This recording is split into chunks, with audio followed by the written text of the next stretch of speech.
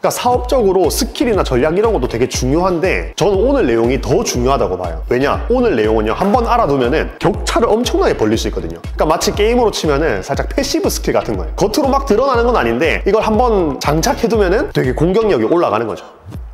피디님, 진짜 일을 열심히 한 것 같은데 오늘 뭐 했지 했던 적 있어요? 많죠. 저도 있거든요. 아니면은 상품 소싱 했다가 갑자기 키워드 찾았다가 밥 먹었다가 다시 좀 누워있다가 그 다음에 뭐 상품 등록하다가 이렇게 하시는 분들도 계실 것 같아요. 저도 이랬었거든요. 오늘은 이런 분들을 위한 영상이에요. 제가 사업 3년 차에 이걸 딱 깨닫고 나서 진짜 가속도가 붙어서 성장을 진짜 많이 했거든요. 오늘 영상 그래서 꼭 끝까지 보셔야 돼요. 그러니까 사업적으로 스킬이나 전략 이런 것도 되게 중요한데 저는 오늘 내용이 더 중요하다고 봐요. 왜냐? 오늘 내용은요, 한번 알아두면은 격차를 엄청나게 벌릴 수 있거든요. 그러니까 마치 게임으로 치면은 살짝 패시브 스킬 같은 거예요. 겉으로 막 드러나는 건 아닌데 이걸 한번 장착해두면은 되게 공격력이 올라가는 거죠. 겉으로는 안 보이는데 자동으로 적용되는 스킬들, 바로 집중과 몰입에 대한 내용입니다. 오늘 영상 끝까지 보시면은 집중력을 1.5배 끌어올릴 수 있을 거예요. 일단 우리가 지금 살고 있는 시대를 한번 얘기해 볼게요. 피디님, 오늘 인스타그램 몇 번 봤어요? 한 10번은 보지 않았을까요? 그죠? 저도 그만큼 보거든요. 지금 시대는요, 몰입과 집중을 만들어낼 줄 알거나 내가 할 줄 알면은 돈을 벌 수 있는 시대예요. 그러니까 예를 들어서 쇼폼 한번 예시를 들어볼게요. 내가 쇼폼을 잘 만들어. 쇼폼을 잘 만들면 어떻게 돼요? 집중과 몰입을 시킬 수 있죠. 그리고 내가 쇼폼 만드는 것에 집중할 수 있어. 또는 몰입할 수 있어. 이러면 돈을 벌 수 있는 거거든요. 실제로도 그걸로 돈을 벌고 계신 분들이 많이 있죠. 일단 이 시대적인 특성을 먼저 아는 게 첫 번째예요. 그렇게 알고 있어야, 의식적으로 알고 있어야 우리가 정신 팔려가지고 어떤 콘텐츠를 보다가도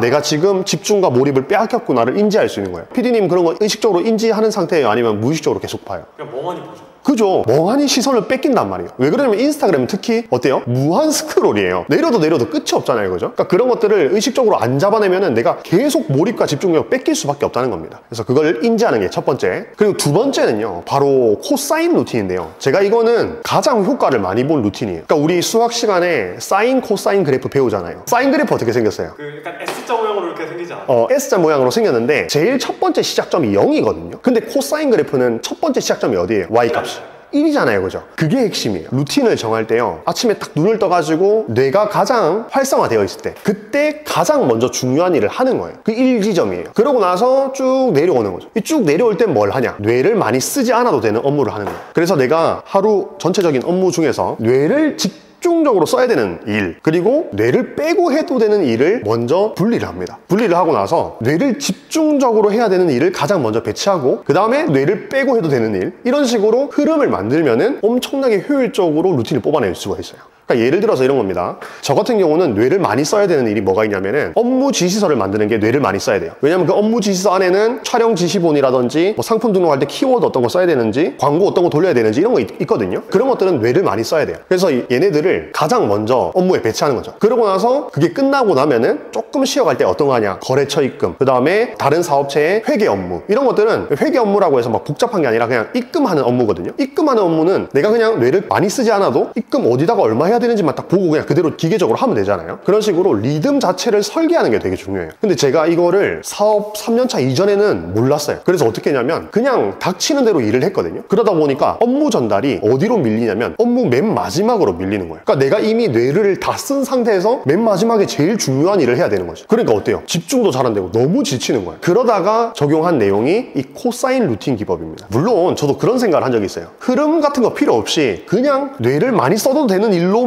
가득 채우면은 그게 더 효율 나지 않을까? 그래서 그냥 몰아붙여가지고 하루에 16시간씩 계속 풀로 집중을 하게 되면은 그게 가장 큰 효율이 아닌가라고 생각했는데 해보시면 압니다. 불가능해요, 그게. 그죠? 그렇기 때문에 우리 뇌가 그렇게 되는 것이 불가능하다는 걸 인지하고 흐름을 탈 수 있는 루틴을 만드는 게 우선시 되어야 된다. 그래서 이 내용은 제가 라이브 특강에서 다룬 적이 있어요. 틈을 만들어라는 내용이랑 일맥상통한 내용이에요. 틈을 만들어야 되는데 그 틈에 완전 휴식을 하란 말이 아니라 뇌를 상대적으로 덜 쓴 일을 사이사이에 넣어놔야 된다는 내용입니다. 그리고 세 번째는 작은 공백기예요. 이 영상을 보시는 분들 중에서도 완전 워크홀릭인 분들, 일에 미친 분들은 작은 공백도 허용을 안 하거든요. 저도 그랬어요. 그래서 사업 3년차까지는 쉬는 것 자체가 그냥 사치라고 생각했어요. 내 주제에 뭘 쉬나? 그냥 계속 몰아붙여야지라고 생각을 했는데 제가 해보니까 그게 아니더라는 거예요. 왜냐하면 사업은요, 100m 달리기가 아니고 뭐라고요?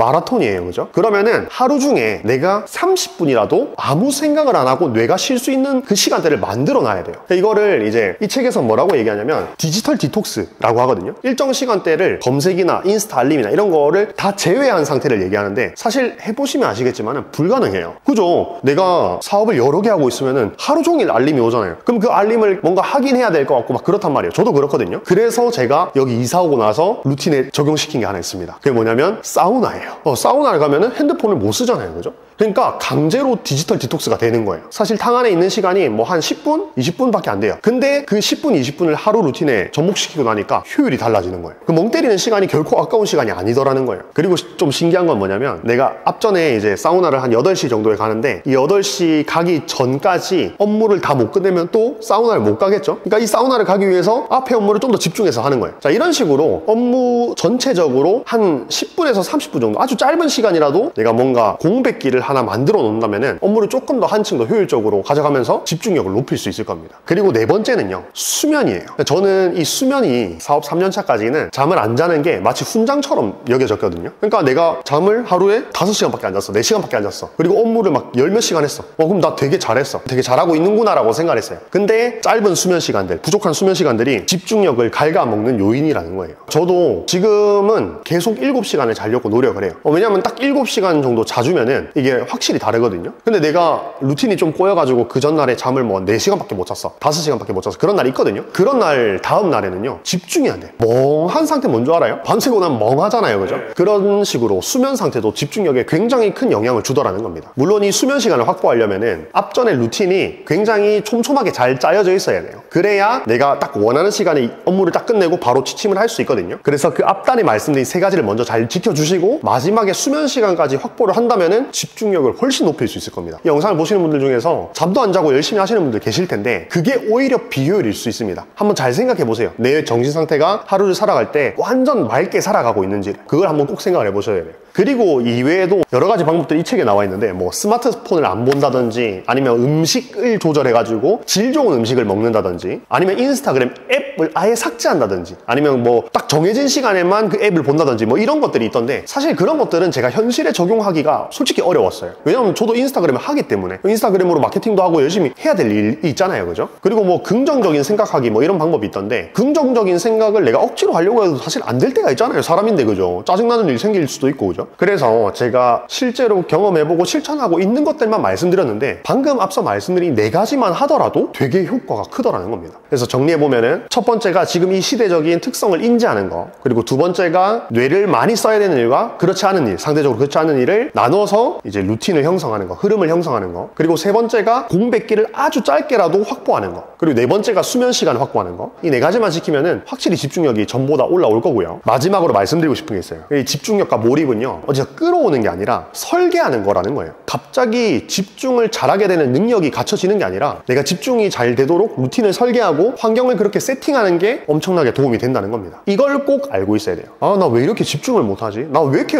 하나를 제대로 못 끝내고 왔다리 갔다리 하지? 막 이렇게 자책할 게 아니라, 아, 내가 아직 좀 연습이 부족하구나, 또는 아, 내 루틴이 아직 설계가 치밀하게 되어 있지 않구나 를 아시면 됩니다. 자, 그래서 오늘 영상의 내용이 그 설계를 바꾸는 것에 대한 내용이었고요. 이걸 실천하신다면 업무 효율도, 집중도, 몰입도 만들어낼 수가 있을 겁니다. 자, 다음번에도 더 좋은 내용으로 책과 함께 찾아뵙도록 하겠습니다. 오늘 영상 봐주셔서 감사합니다. 감사합니다.